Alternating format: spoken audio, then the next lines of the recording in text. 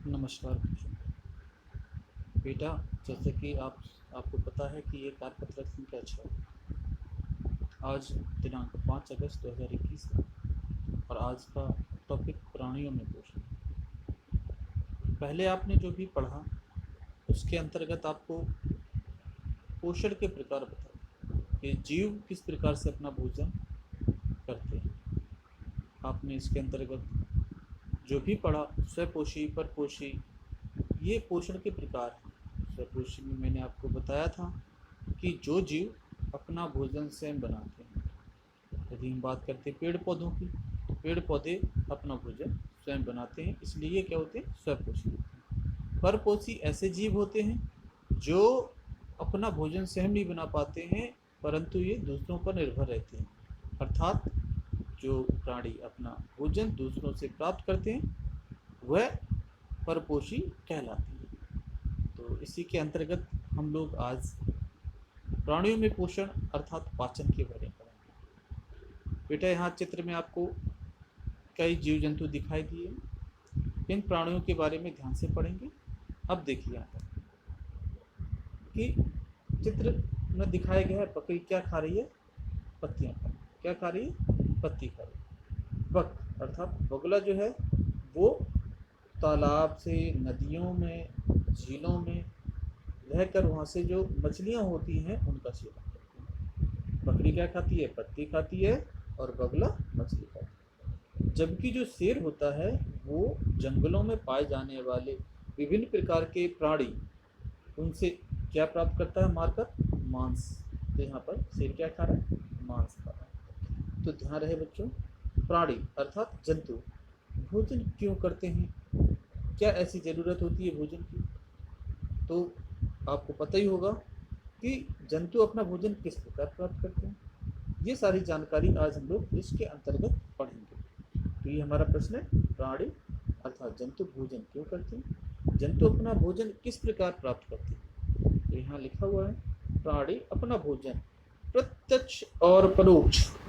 प्रत्यक्ष का मतलब सीधे रूप से, मतलब सीधे डायरेक्ट, या परोक्ष रूप से पौधों से प्राप्त करते हैं। मतलब यदि बात कहें प्रत्यक्ष और परोक्ष का मतलब है या तो हम सीधे सब्जी बनाकर उसको खा लें, या जो भेड़ बकरी जो होते हैं अपना भोजन वो पत्तियों को खाकर करते हैं, और जो अदर जीव होते हैं, दूसरे जीव होते हैं, वह ऐसे जीवों को मारकर अपना भोजन प्राप्त करते हैं। अब देखो यहाँ पर यदि हम बात बकरी की करेंगे तो बकरी क्या है, पेड़ पत्तियों को खा रही है, और बकरी को यदि शेर मारकर खाएगा तो शेर को क्या है, भोजन कहाँ से प्राप्त हो रहा है, बकरी से प्राप्त हो रहा है। तो अब शेर ये क्या है, ये इनडायरेक्ट वे में पेड़ पौधों से ही प्राप्त कर रहा है ना।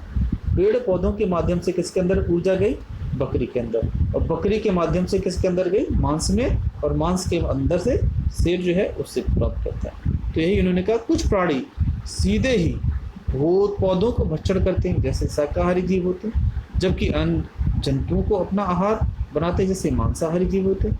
कुछ जंतु पौधों एवं जंतु दोनों को खाते हैं, इनको हम लोग क्या कहते हैं, सर्वाहारी जीव कहते हैं। ध्यान रहे बेटे, यहाँ पर आपको 3 प्रकार बताए गए हैं।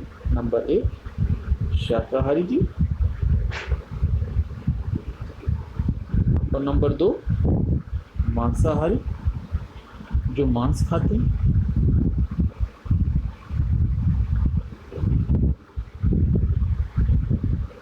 और नंबर 3 जो है वो क्या है बेटा, वो है आपके सर्वाहारी।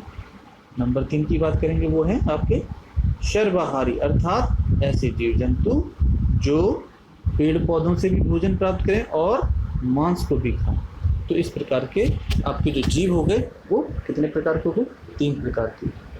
नंबर 1 शाकाहारी जीव, नंबर 2 मांसाहारी जो मांस से अपना भोजन प्राप्त करते हैं, और नंबर 3 सर्वाहारी जीव जो मांस एवं पेड़ पौधों से अपना भोजन प्राप्त करते हैं। तो हमारे पास कुल मिलाकर कितने प्रकार के जीव हो गए, 3 प्रकार के जीव हो गए। ध्यान रखिएगा बच्चों, यदि आपसे पूछा जाए कि जीव कितने प्राणी जो होते हैं वो भोजन अपना कैसे लेके और कितने प्रकार के पोषण होता है, तो 3 प्रकार का है, शाकाहारी, मांसाहारी और सर्वाहारी। तो आपसे इसके उदाहरण पूछा जा सकता है कि ऐसे जीव कौन कौन से होते हैं। चलिए हम लोग आगे बढ़ते हैं। मानव सहित अब यहाँ पर देखिए क्या कहा, मानव सहित सभी जीवों को वृद्धि करने, शरीर को स्वस्थ व गतिशील बनाए रखने के लिए खाद्य पदार्थों की आवश्यकता होती है। यहाँ पे बेटा ये जो लिखा हुआ ये लिए है, ये सब लिए ऐसे लिखा जाता है, लिए।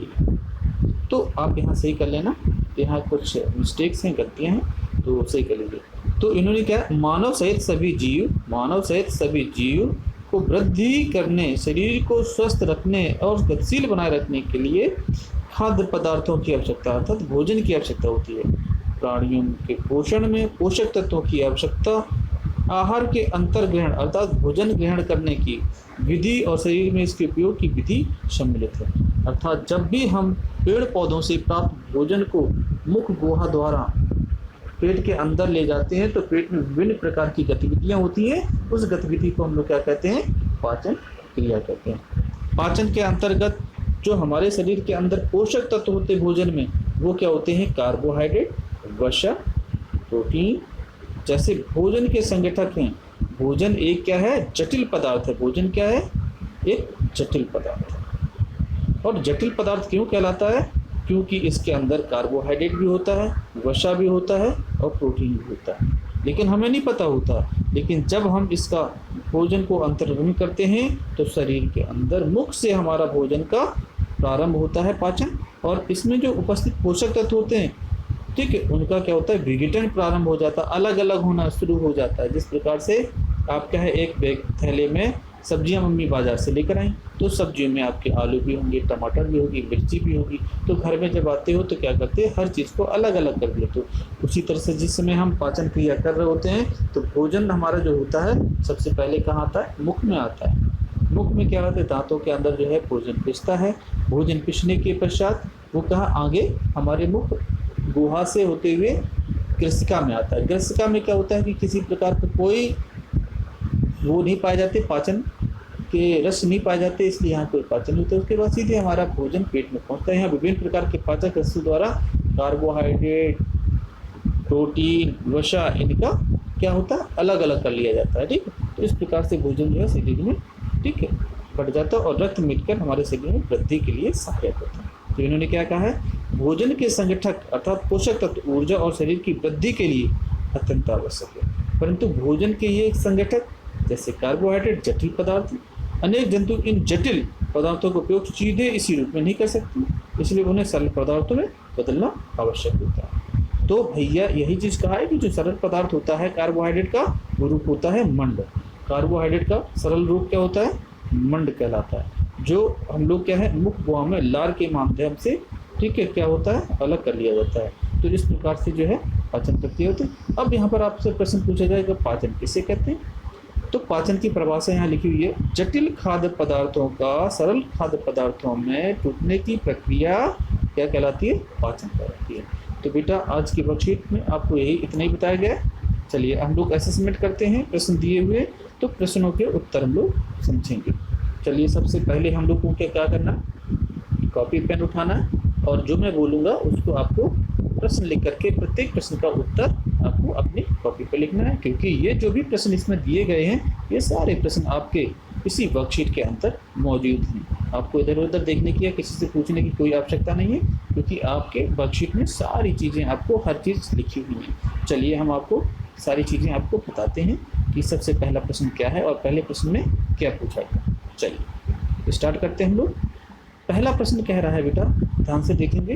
पहला प्रश्न कह रहा है, 3 जीवों का नाम लिखिए जो पौधे खाते हैं। नंबर 1 क्या लिखोगे, बकरी लिखेंगे आप अपनी कॉपी में, पेन, बकरी, गाय,